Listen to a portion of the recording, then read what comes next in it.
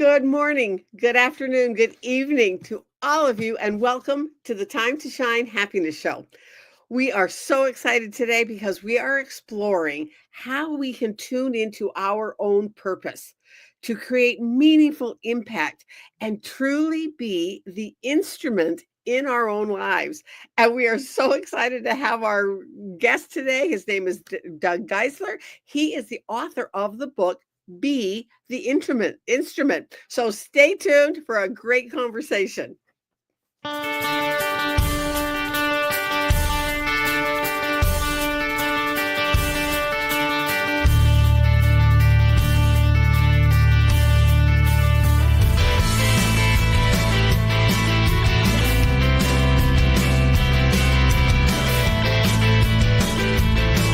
Not my skill set, nor do I want to learn it. Sometimes, because I put up stuff which I kind of test in the wilderness. I don't know if I was the best one to teach them that. However, and although it was a really that when you said, I was like, oh, the baby out with the bathwater. I do know where that. So for me, rather than doing something half-heartedly or like just half.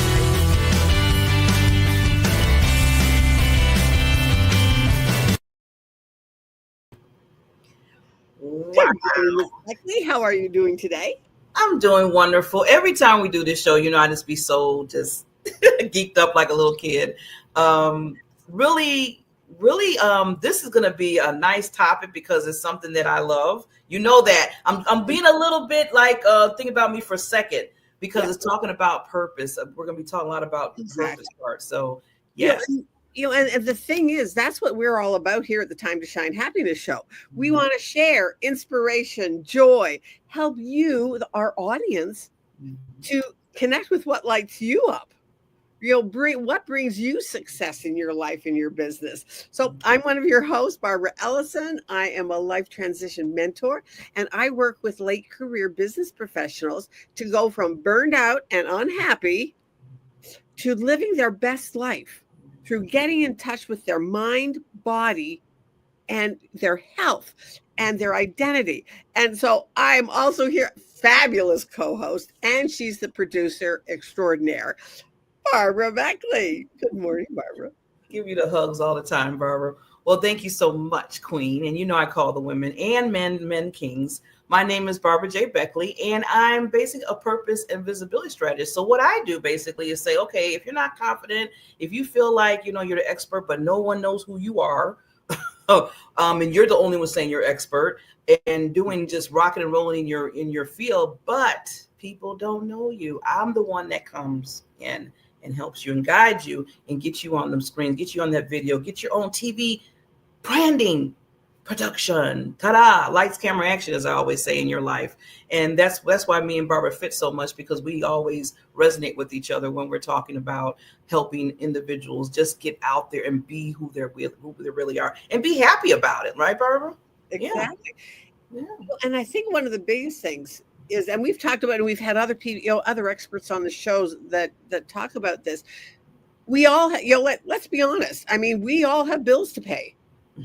We don't live for free.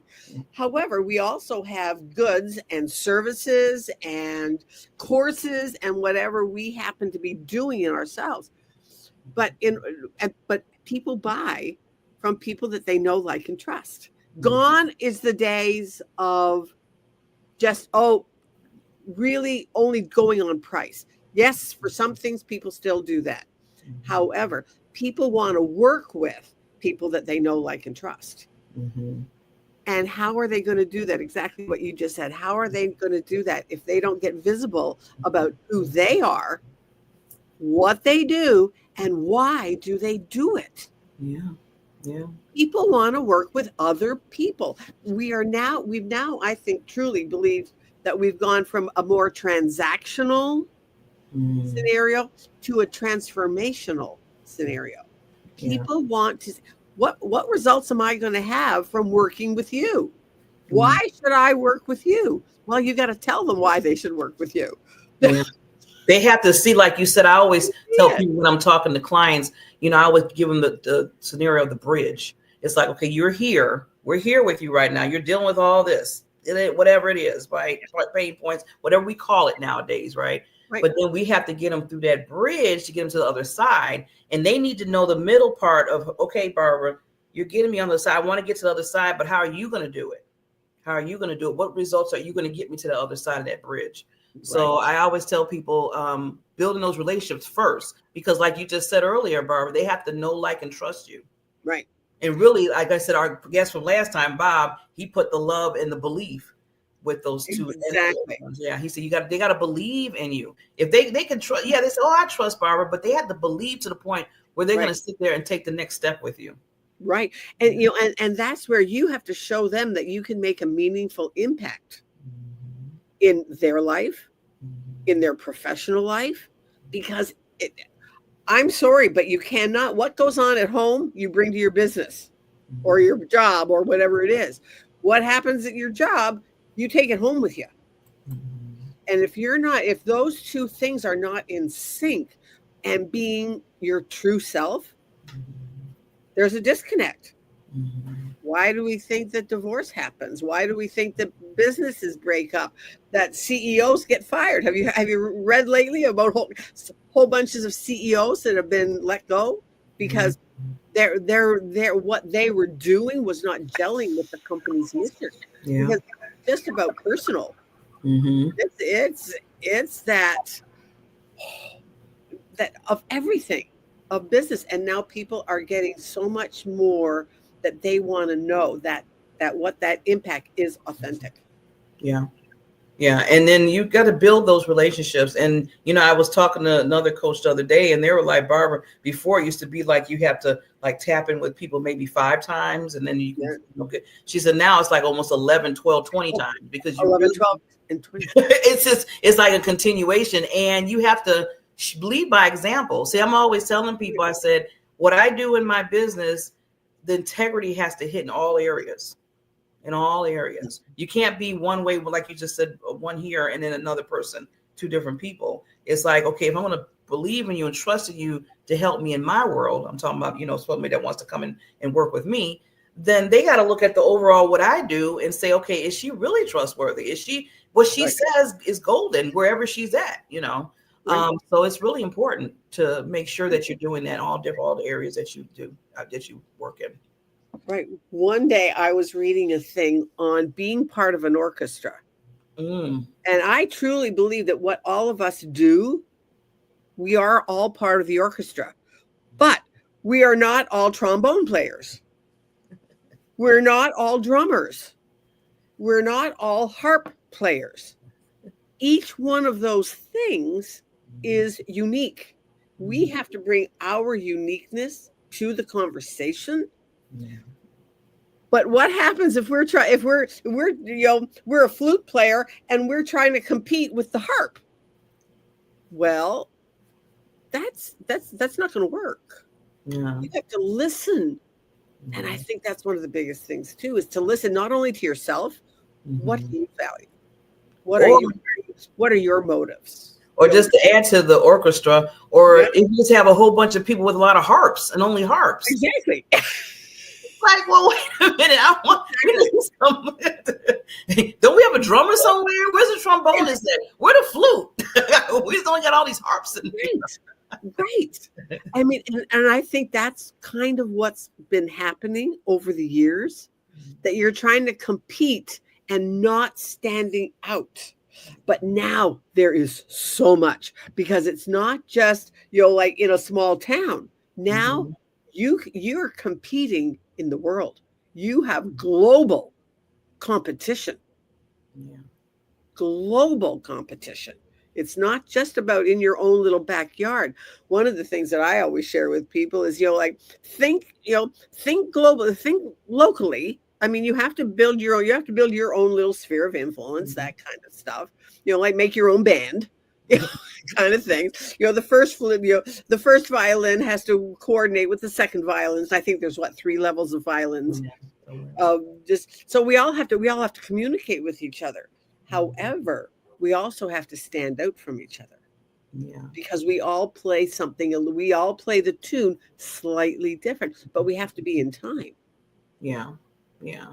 So I mean, like I sang in a choir, and it was like one time. I mean, our director stopped and said, "Okay, people, the sopranos and the altos, yeah, you're sounding great, but you're not doing it together. Yeah, it's not Because our timing was off. Yeah, it's not harmonizing, right? It Yeah. wasn't harmonizing. So I truly believe that we need to harmonize with the people around us, but we also have to let people know what makes us unique.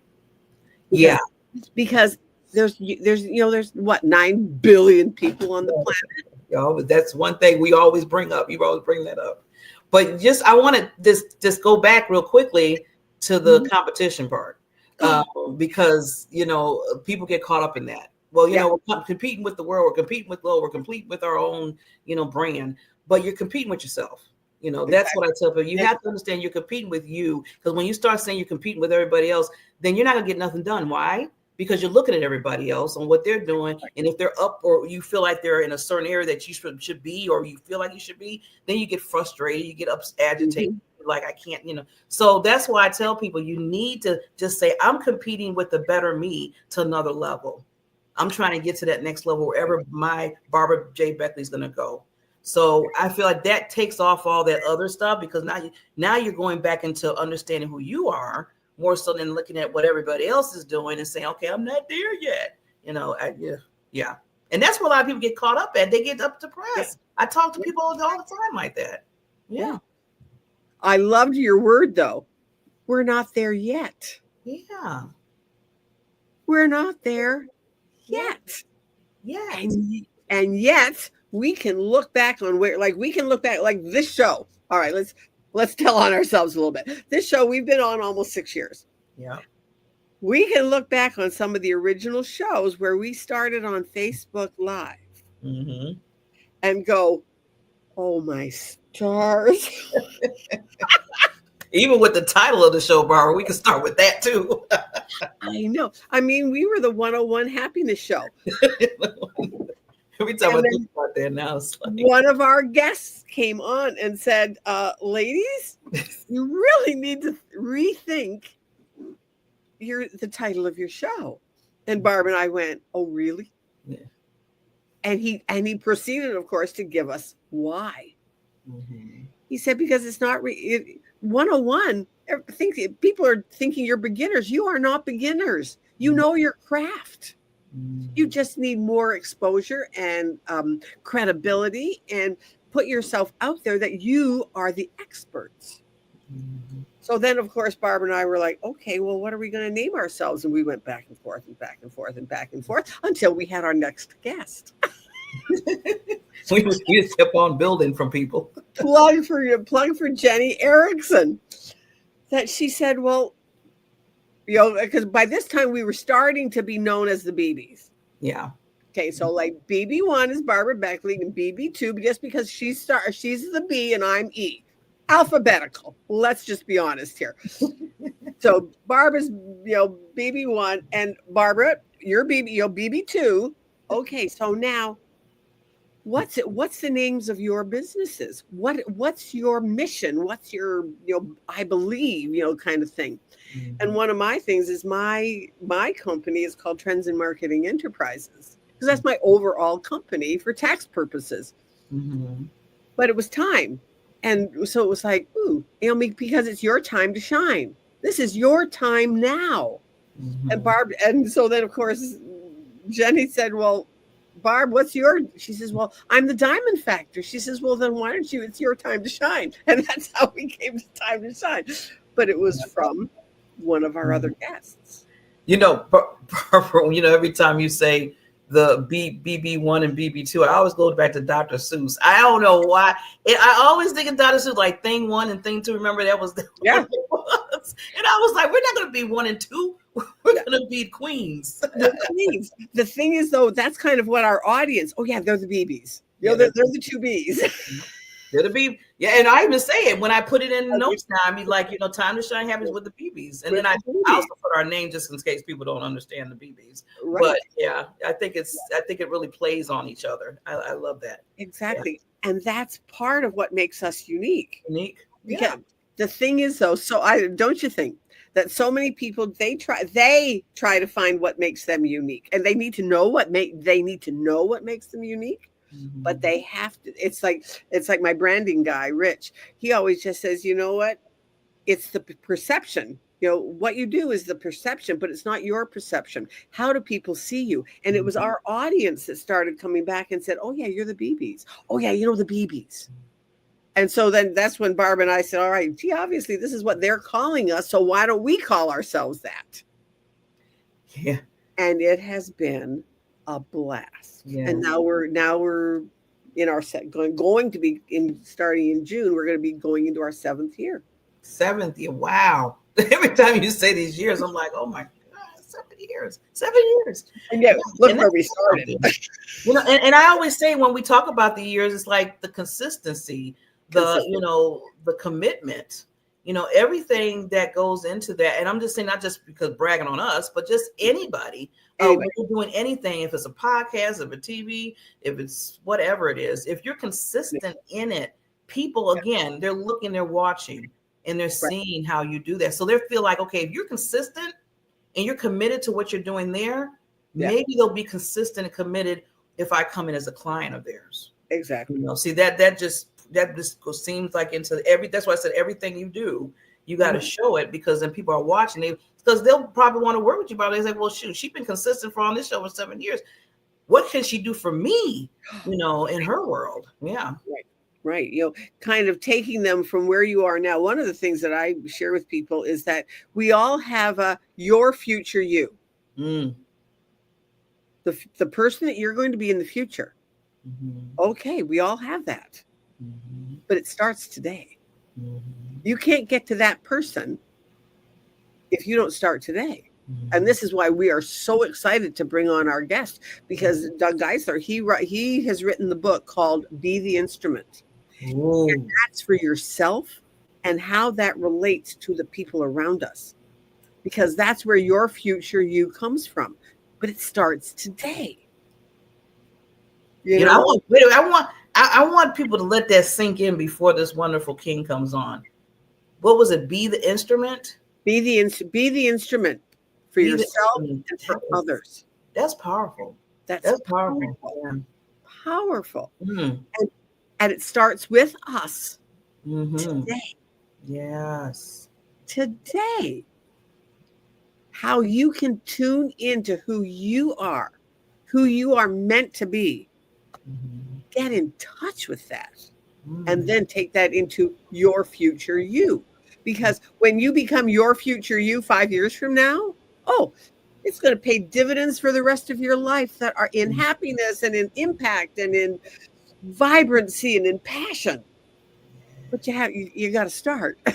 You got to start, yeah. And don't think that, because some people are like, well, I'm a certain where in my life, or I'm a certain age or whatever, so it's maybe too late for me or whatever. I'm like, long as you're breathing and talking, and you can do it. I don't care. I don't care. I don't want to hear that, because there's too many people I know from young to like ages of 90 that have got books out there that's, working and coaching and doing whatever they're doing. So because they're still living, because they know they're still living right now. So like you said, do it now while you're living. Start now. Ooh, okay. Because what, in 5 years, you're still going to be 5 years older. Well, that's what you may as well start. You may as well start today. You're still going to be 5 years older 5 years from now. And then you get frustrated because, you said I couldn't do it, and 5 years passed, only you still didn't do it. Well, see, you could have been doing something. See, you could have been doing something right there now. Yeah. It's like, I think it's Grandma Moses. She's a famous painter. Yeah. And she started painting in her 80s. And look at what she's, I mean, I think Colonel Sanders was in his 70s. 70s or something when he started. 70s, something like that. Yeah. For all the chicken lovers out there. Colonel Sanders. And look at the spin-offs of fried chicken. Look at how many fried chicken places there are now. Oh, yeah, Chick-fil-A, Popeyes. The list goes on. Yeah. List goes on. But he's original. Like one thing about him, you always say he's the original. That holds a lot for all these years with all other Popeye franchise. Yep. Yeah, that's interesting. Yeah. Okay, well, we got to bring our king on. So we're going to have our sponsor come on real quick, and then we'll be talking to Mr. Doug. We'll be right back.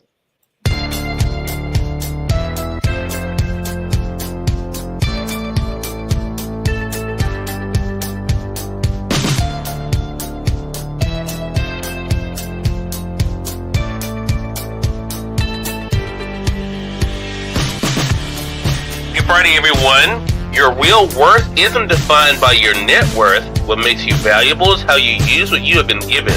All of us have gifts. Make sure you're making the most of yours.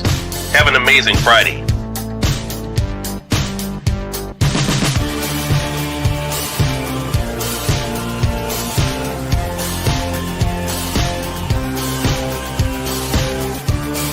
It is now the bottom of the hour. I'm excited to welcome Nancy Matthews to our program today. Nancy is an author of a book. I'm going to go ahead and highlight it in the carousel for you guys. There it is, The One Philosophy. I want to talk to Nancy not only about the re-release of the book, but also what it's been like for her to share the message with all of you guys. Nancy, great to have you on with us. Hello, hello, hello. So happy to be here.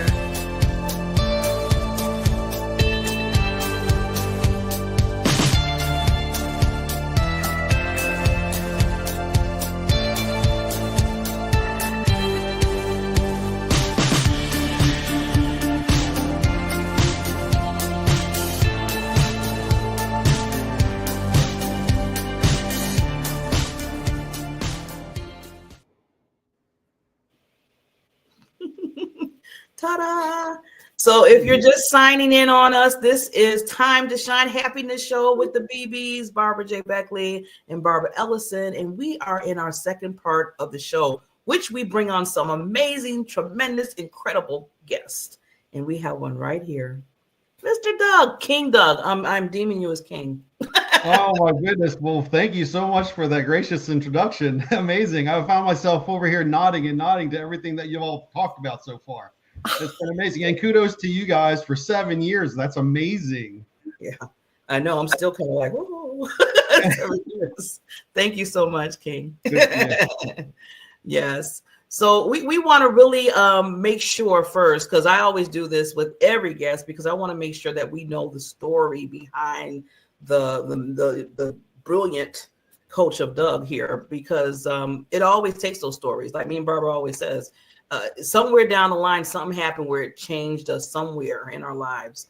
So just a little bit of how you got to where you are now, and then kind of do a deep dive in what you are doing now. Yeah, absolutely. It's I have kind of a unique background. I've been through a lot of different things and come through a lot of different things, which I think has evolved into what I am today and why I'm able to help so many people now. I was very, very successful early in my career, and then I ran into some brick walls that I had a really hard time getting through. And teaching myself the things and studying myself and studying various literature, spiritual and otherwise, I came through some really amazing stuff from, nicotine addiction, eating too much, drinking too much, putting too many hours in, not having a life, professionally just completely drained, all these stressor factors that are in today's world. I went through all that stuff. I worked too hard. I worked too many hours and literally just started defeating myself to the point where I wasn't successful at all. In fact, I ran out of money. So I came through having no money and developed a career that was super prosperous. I've made multiple millions of dollars now. And I'm at the point in my career now where I'm like, I can help more people now that I've gone through all those different things, because mentally I was forced to change. Yes. It was, and some of the things that y'all were talking about earlier, we can't change in the future. The only time that we can change is right now. We can't change in the past. It's already done, Right. But we can change right this moment. And so during, I would say, my late 20s and early 30s, I came through a period where I was really drilled down on the financial markets. And I was so focused on trading and being in the zone, like literally in the moment because of all the spiritual stuff that I was reading, that I was watching my mind basically from above itself and watching the gears kind of tick, literally tick by tick. I was watching the markets tick by tick, and I was watching my mind tick by tick, and I was seeing where I was getting in my own way. By seeing that from that level, kind of outside of yourself, Barbara and I were talking earlier about presence. Well, presence is one thing if you're in the task. It's a different thing if you're outside of the task, watching yourself perform the task. So that's kind of the vantage point that I was watching myself, and enabled me to see where emotions would get in the way, where I would be caught up in the past or I would be caught up in the future. And so the two main drivers for what were taking me out of the moment were either fear or desire. So see a trade that I was supposed to be taking, and fear would step in and go, okay, I'm going to lose. Don't take the trade, mind said. And it would get me out of that moment for just enough where I'd miss the trade. Or like, you know, you get into that where the market's running. You're like, oh my God, I'm going to miss out. And you get really, really excited. And then you take the trade at the absolute wrong moment. So you get caught up in the fear, takes you out of the moment. The desire takes you out of the moment. And literally, you cannot perform a task if you're in the future. And you can't perform a task if you're in the past. So I was literally watching my mind do this over and over and watching myself get in the way. And I basically taught myself how to program strategies in this new thing. I use TradeStation now and Easy Language. And so I programmed this code, which helped me to stay, you know, on task, so to speak, see the markets better, and I was able to watch my mind better. And as I developed this kind of psychology, I learned how to trade. And I also learned what made me tick. Like, about like, you know, an orchestra, right? Before, well, orchestras are great and they sound amazing, right? But you're absolutely right. We can't be who we're not. So we need to get inside of our own heart and figure out, hey, what are the things that make me tick? Yes. What are the things that drive me to do the things that I do? Because those are the things that kick up the emotions within us. And those emotions are driven by the fear and desire. So those emotions, when they hit us, we need to learn how to kind of process those emotions to the point where they're not taking us out of the moment. We're able to absorb that, see, hear, and feel properly with the right data. And then we can make effective decisions in that moment because we weren't taken out of it. So, and that's what my books are about. So Be the Instrument starts with how to get into that zone, how to be the instrument of really love in the moment. But that's a stretch for people when they're first starting out, right? Right. So be the instrument of change for ourselves and be a better person than we were a moment ago. That's what Be the Instrument is focused on. I love that. I love that, being an instrument. Oh, go ahead, Barbara. I'm sorry. No. And one of the things that I want to just add a little bit to that, so often we will hear something that it that you'll hear it with your ears. But once in a while you'll hear something and it lands in your heart. Yeah. But what if it's something that doesn't agree with the traditional of you? Family, your business, your upbringing, whatever. It has landed on you and you think, oh, wow, that's for me. And exactly what you just said, Doug, happens. Yeah, no doubt. And one of the things that I write about in the book that I don't think you've quite gotten to it yet, Barbara, but you will. And this is really cool. And the thing that made me realize it was the song that I mentioned to Barbara B. And that is The Spirit of the Radio by Rush. And they talk about, you know, your antenna and everything and being tuned in and stuff. But what I was really realizing was when I was really drilled down on a task, like trying to do something like, you know, blinders on and really just focus, right? So we can be drilled on sight and then the information comes in sound. Or we can be drilled in on sound and it comes through in an emotion, like these triggers that take us out of the moment. So what that overarching awareness does is it allows us to have that broader scope so that we're not taken out of the moment by 1, 2, or 3, you know, data streams. Yeah. And those are all the things that have come from our upbringing, from when we were kids. Oh, Barbara, like in my case, oh, Barbara, be calmer. Don't be this, because I tend to be this little more vibrant kind of person. And it was like, Barb, tone down, yeah, tone it down.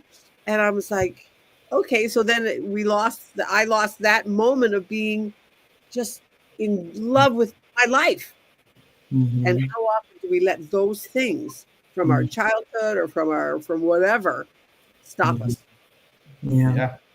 I was listening to a podcast the other day, and they were talking about childhood, what we all grow up from, wherever their childhood, with our parents. And one person was saying that we learned the word no early in life. Right. Where no, don't do that, no, don't touch that, no, don't go over there, don't talk to them, don't do that. So then all of a sudden you get older, and it's like, okay, it's kind of in your brain a little bit. So when you're trying to leap out on things to really say a yes to, sometimes that no comes into play, because something that it's been replayed in your mind for so long. So you kind of have to take yourself out of it and say, okay, I got to redo my head right now, because it doesn't have to always be no. Maybe it's yes, so I can launch and see if it happens. Because when you do no so many times, you're not putting yourself out there to see if it can be whatever it can be. You're not giving that chance. Yeah.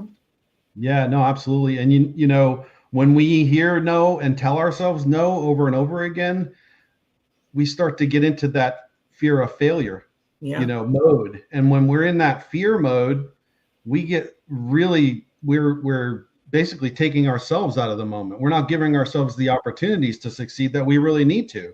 Right. And one of the other things that I kind of wrote about in my second and third books is the part of the things that take us out of the moment it's like that fear of failure, right? Or the things that pull us to the past. So if you're afraid, you won't even take the chance. So that's where faith comes in. Yes. To bridge you to the future. And then forgiveness is used to take us and let go of the past. So forgiveness is let go of the past, get to the moment. But then when we're in the moment, the future grabs us with fear and desire. So we need to use that faith toggle to kind of let go of the future and be what we need to be right now. Stay in the moment and be the best self we can. Yes, we're going to make mistakes, but that's what forgiveness is for. We got to let that go and grow. Let it go and grow, right? Over and over and over and over again. So this way, once we get into that pattern, we're not locked into that fear of failure. We know that we need to fail to grow, right? So that no that we keep telling ourselves becomes a yes. Yes. Even if we do fail, it's okay. As long as we learn a lesson, because we're present to do it. Right. Yes, I love that. And I want to go back to forgiveness again, Doug. I mean, that's really all of it, what you're saying, but the forgiveness part is so important, because I notice a lot of people times they're like, yeah, I forgave them. But then when something happens, they'll bring in, or if somebody repeat or says something, well, remember when they did such and such, I know when they did such and such. And I'm like, I thought you forgave him. Well, I just got to, I had to keep it on the back end of my head, and I was like, well, you didn't really forgive them. I mean, so we got to be really true to ourselves on, are we really truly forgiving that person, or we're just saying that because everybody else says it, but you're still keeping it way back in your mind of what that person did still. Yeah. When I started to really watch my mind and trying to let go of the past and mistakes, failed trades, whatever, mistakes that we make, what I learned was that blame is really fast in the mind, right?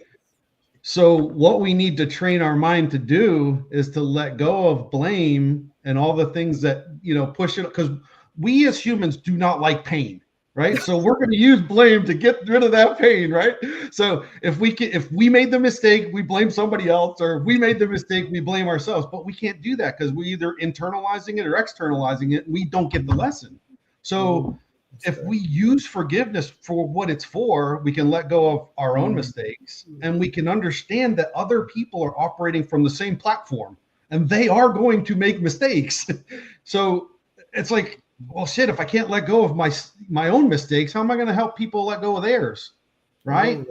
So I got to forgive them, because then if I get into the pattern of blaming other people, then I'm going to get into the pattern of blaming myself too. And then, blame, if that's internalized, that becomes, what do you call it? Dis-ease. Yeah. And that's what eats us out from the inside. And that's what, cancer and all the other things are from. Yeah. It's from beating ourselves up and internalizing things. And the thing is too, is that blame, when we do it internally, it comes into shame. Yep. And shame is even an even lower vibration. Yeah. And all of those things, and we store it. Yeah. And then it becomes a vicious cycle going down. Yep. Absolutely. And that's why I got to go back to Doug when he, your story, when you said, everything you dealt with, the addiction part, all the stuff and everything, but then you didn't stay there. And that's what me and Barbara are always talking about. You can it's always a decision you didn't make in your life. Whatever is going on in your life, some decision has to be made. Either you're going to stay where you're at and stay put and be like, okay, I'm just going to deal with this. I'm going to keep on doing what I'm doing. Or say, you know what? There has to be a better way here. I can't keep doing this. And you did that, Doug. You went from high to low to so I always tell people we have to celebrate each other's victories to help each other grow.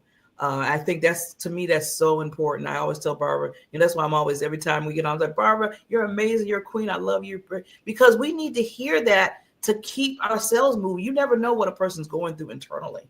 So it's always good to have those, celebrate the victory with others. So I celebrate your victory, Doug, in doing what you're doing, having these books out and helping other people so we can get it together. Yeah, no, absolutely. We're all here to help each other, and it's interesting. What I've found is that, sometimes we get the lesson through other people. Oh yeah. And it's like, wait a minute, you're not seeing it in your own life. So, the powers that be, whatever you want to call that power, gives it to you and shows it to you through somebody else.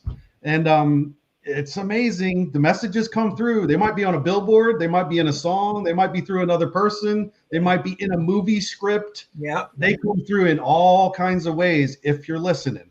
Right. And that's where, it's those things when it just absolutely touches your heart. Yep. And if you ignore it, and it's like what you just said, Doug, it's a split second. Yep. And the interesting thing is that. Oh yeah, if you change it and you see it, even if it's a second ago, and you go, oh, I did it again, and you catch yourself, right? It's like, okay, I finally learned the lesson though. Like, but the thing is, like, if you don't get the lesson, it's gonna come back again. Oh yeah. It's gonna be in front, and it's gonna be more powerful, not less. Oh yeah. It's gonna be harder to get through, not less. I'm laughing because you are hitting it right on the nail. I mean, the first time might be a nice, gentle, and you don't get it. Then the second time is a little more, but just a little powerful, and you still don't get it. Third or fifth, it's like what? We always talk about that. Oh, you're going around the mountain, but you know what? The next time around the mountain, it's a little bit steeper. And then the next time around the mountain, it's a little bit steeper. And then all of a sudden it's like, oh, brother, why is this so hard? Well, you didn't learn it the first time. Yeah. And just going around on a track. Yeah. It's funny that you say that, is because that's one of the things that actually broke me out of the pattern. Like one of the bigger patterns in my life. Jay Hart, one of the ladies that I was kind of talking with at that point, she's written a lot of stuff, really good stuff. She said, Doug, the obstacle is the path. And I'm like, wait a minute, are you kidding me? And I had to really think about it. Right. And I'm like, dang, she's freaking right. And my obstacle at that point was fear. And I had to learn, okay, well, if fear is my obstacle, then I need to make friends with fear, understand it. And what I learned was that fear is emotion. Fear is energy. And we have all these different, emotions that come in, and they're all coming in different levels of energy. They come in differently. Like fear comes in, can be anger, it could be frustration, it could be just fear, but it comes in differently than some of the other emotions, but it's energy. So if you look at fear as energy, you can go, okay, fear gives me the energy to conquer fear. And you go, oh, dang, I was not looking at it that way. No, if you learn how to process it, and then you turn that around and you use it as, basically fuel it completely changes the way you look at fear. That's a mic drop, Doug. That is a mic drop, because when you just said what she told you about the obstacle is the path, that just put a whole different perspective just right now in my mind. I mean, that is, and then you take, like you said, what's trying to take you, you take it for energy more so than letting it take you down. I'm just kind of thinking like you said about the fear. Wow. And if you look at all the motivational guys and girls that are out there doing what we're doing to try and help people, everyone's saying the same thing. And they're saying, life happens for me, not to me. For me, not to me. So everything that's put in front of me is for me. I have to look at it that way, because if you look at it that way, you process life a whole lot differently than, shit, that again? I'm like, oh God, what? Right? And that's when we're kind of going to ourselves, well, why me? Exactly. Well, okay. And then it becomes, well, why not me? Yeah. That's when I first read that, I think, and I read it in The Traveler's Gift. And that was the character in the book. It was like, well, okay, you asked why me? Well, why not you? Yeah. And it was in that moment that he realized the things that the character was realizing, the things that were happening to him. I mean, we are all responsible for our past. Yep. Yeah. We all made the decisions, some of them good, some of them not so good, but we're all responsible. But it was those decisions that brought us to where we are right now. Yeah. To learn. And having this conversation, because we have all gone through this journey. Yeah. Yep. And we're all still on this path called life. Yeah. And I'm glad you said that everything, Barbara, that we went through, is us. I always look back now at things, to learn from them. I always say, okay, what role did I play in that? What role did I play in that? Yeah, not so much of, and I'm going to use, I don't mind this because it's a learning curve for people. Just last year, unfortunately, I had to get a divorce. 24-year relationship, and with my husband. And, a lot of people are like, oh, I'm so sorry. And I was like, no, don't say so sorry. I mean, yeah, I loved him. We loved each other to a certain extent, but we grew apart. Things happened. And I could have been like the upset divorcee. Well, he did this and he did, and he did it, and he could do the same thing with me, right? But I'm like, okay, what role? Because we even it's funny, me and him had a conversation just last week, and we were talking about the roles that we played in our relationship and what we learned to do and what not to do, like if we move on to another relationship. And I thought that was so powerful that we were able to come together and talk about that without blaming each other. Because he said, Barbara, I was a fool. I was stupid in that area. I wasn't right. You were trying to tell me something. I wouldn't listen. I mean, and I told him the same thing. I said, well, I was so busy working. I didn't even get the chance to even really hear you on what you were dealing with. So, I mean, we were kind of comparing where we kind of fell, not beating ourselves up, but just learning and really getting into ourselves to say, okay, what did we do? What role did we played in this? So, yeah. But then it was kind of funny because after he said, well, maybe if we learn some so much, we might get back together. Now I'm like, no. and there have been so many relationships that has happened. Well, see, thank you for saying that, Barbara. Some people, it does come where they come back. All right. Me not, but that's because they learned the lessons. Yeah, learned the lessons. Yeah. And look at themselves. Some of the lessons are a little I think some of the lessons are harder than other lessons. Oh yeah. Oh yeah. No doubt about that. And yet the reaction can be the same. Yeah. Is it what's my role in this? How did I contribute to this? Mm-hmm. What can I now learn from it? Yeah. And how can I move forward from it? Yeah. You and I talk so often about, my stop, wait, and listen. Well, that's where this comes in. Stop what you're doing. If something's not working, stop what you're doing and examine it. Look at that. Yeah. Then wait for the answers to come. Mm-hmm. But then listen to the advice of others. Listen to your inner self. Listen to your power above. Like in my Yes. case, it's God and Jesus. But that's my faith. But that's where the faith comes in too. Yeah. You know? Oh my gosh, you just reminded me of one thing that's in the book, Barbara. I got to tell you this real quick. All right. So you said you kind of bump into things, right? Until you figure out that you're bumping into them. In the book, I put this example in there that's really fun. You basically, have you ever seen like when you're in a smaller room and there's like a fly in the room and he's like banging his head against the wall all the time, right? And you're like, what is it doing? Like, why is it doing that? Right? That's us, right? Looking through our eyes. But if we take that elevated perspective and we look at ourselves looking through our own eyes, we can see the limits that we're bumping into. And we can literally open the door, because then we're seeing it from a different perspective. We're seeing our bump on our head on the ceiling or bumping our face on the wall. We are the fly. And it's like, oh man, you're going to love that example when you get to it, because it really shows you that, hey, listen, if we open up our own eyes and our emotions and we see what we're seeing the way that I'm showing it to you to see, it's like, wow, I never really looked at my own mind that way. And now you actually see those limits and you stop bouncing off the wall or bouncing off the window.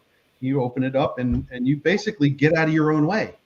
It's like, wow, that's so much fun. And I think that's one of the biggest things to realize first, is that we are in our own way. Yeah. It's me versus me. Barbara, I think you said that earlier, right? It's me getting better. So it's me versus my old self getting better in this moment, so that next moment I'm not bumping into the same stuff. Yeah, I'm not that right? fly. Right. Yeah, open the window.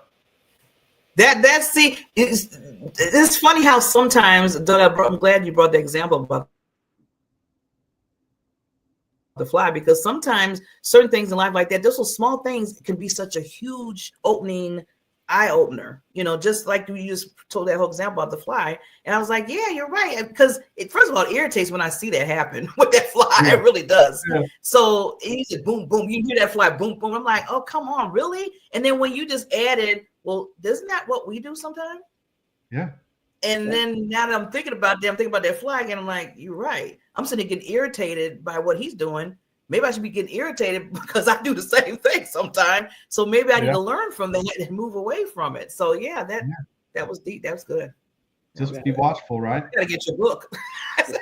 Yeah, absolutely. Yeah. Well, it's going to be coming out in probably the next week or so. I was waiting on the cover to be designed, and I think I sent you the updated cover. So I think we're ready to go. So I think that's going to be coming out. And then the faith book and forgiveness book are also coming out right thereafter. So just waiting for the covers to get designed. They're all written. The only one that's not written quite yet is the fear book, which is coming up next, probably a year or so out. But faith is written, forgiveness is written, and Be the Instrument is coming out in the next week or so. I love I can't wait. I got to read all those. Are those separate? They're all separate books, Doug? They're all separate books, yeah. Wow. Yep. Wow. I think fear is the maybe that's why. Don't wait too long.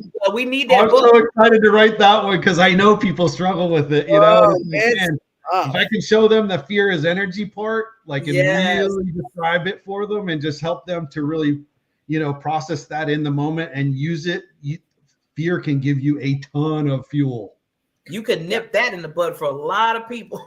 You got to do that. I can't wait for that. That one's going to be heavy because now I see why it's taking a little bit longer, because like you said, that's the majority of people. I mean, all of us deal with that. Yeah. Yeah. And there's a little bit of that. Yeah. No, there's a little bit of that in all three of the books. So you'll get pieces of it, but I'm going to dedicate a whole book to it coming up. So yeah. That's going to be a whole bestseller. Yeah. That's going to be hot. Because you're hitting everybody. So that's the nice thing about your book. It's hitting everybody in every area. Even a person says, oh, I'm never fearful. I never fear. And I am feeling I'm like, stop that. You go way down somewhere. Yeah. We're all afraid of something. Yeah. And sometimes I have found, I had one of my clients, his fear turned out to be fear of success. Ooh, Doug, that's a good one, Doug. Fear of because what if I'm that, because it was outside of the norm of his family and his upbringing. Mm-hmm. But oh yike. What's Yeah. oh, really? Yeah. And it was a deep conversation. Mm. And once he realized that that was what was the issue, because I said to him one day, I said, well, if you weren't doing this, what would you be doing? Mm. And of course, his response was, well, as a kid, I always wanted to do that. Okay, so what are we going to do to move that needle one step that you can still, be fearful of, but at least one small step? He came back 2 weeks later. He was a changed man. Oh, wow. It was like I had given him permission to dream again, Wow. to do something outside of his family paradigm. And I think part of what I was reading was having a paradigm shift. Yeah. That little shift started the process. So he started that day. You let him out. Started with, let him out of his cage. Yeah. Yeah. He flew. Mhm. That's awesome. I love stuff like that. It's Me like, doesn't too. that make you feel good, Barbara? I know. I just get giddy inside. I really do. Yeah. I do. When you see them, we all of us who are coaches and in this industry, it's like when you see the light bulb go on, that, Oh, man. and in ourselves, like Yeah. there have been some aha moments that was like, oh, right. And Yeah. that was for me. Yeah. Well, I had a lot of aha moments right now with Doug. So I know about that. It's like, what? I mean, I'm writing stuff right now. Okay. I love it. That's great. I'm highlighting because I've got the book. Okay, Barbara. You got Get your the book. copy of the book, Okay. Barbara. And Get your copy. I want the book. and Doug and I talked in the pre-show and I'm going to read it just because I've got it right here beside me. And I told him, I'll tell you honestly, I read the first part. First, you must be present.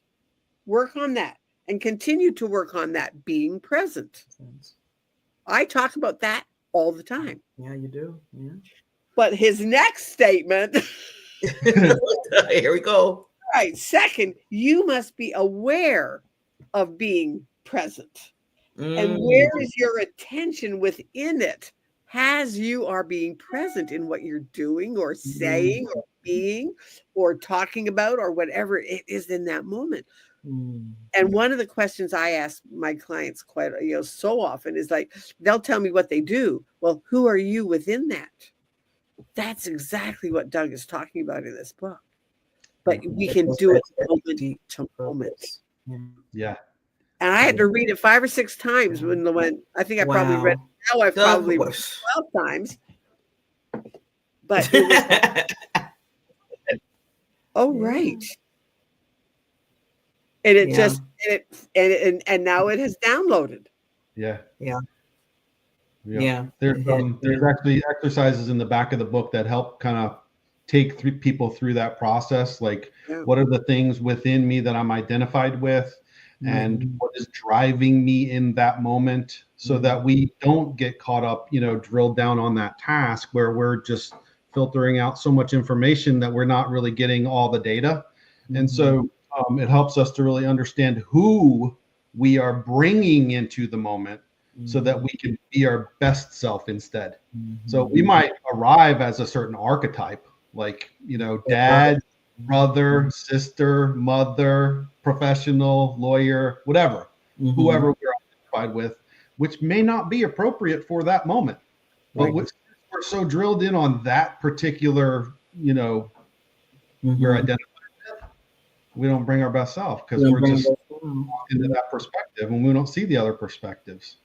So what Barbara was just saying about that part in the book really helps us to kind of back up and use that overarching perspective rather than the narrow perspective.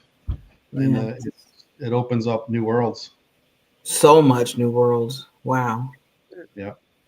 And it's those tiny moments. Yeah. Mic drop, as Barb calls them. It's those tiny moments that the rest of our life is built on. Yep. And the thing is, we're going to make a ton of mistakes along the way because at first we don't see it right away. Like we were talking about before, you see it after the fact. And then instead of getting in blame and getting all upset about it, we go, oh, I made a mistake. I just learned something. That's freaking huge. Now, the next time I come into that situation, I'm going to be a better person.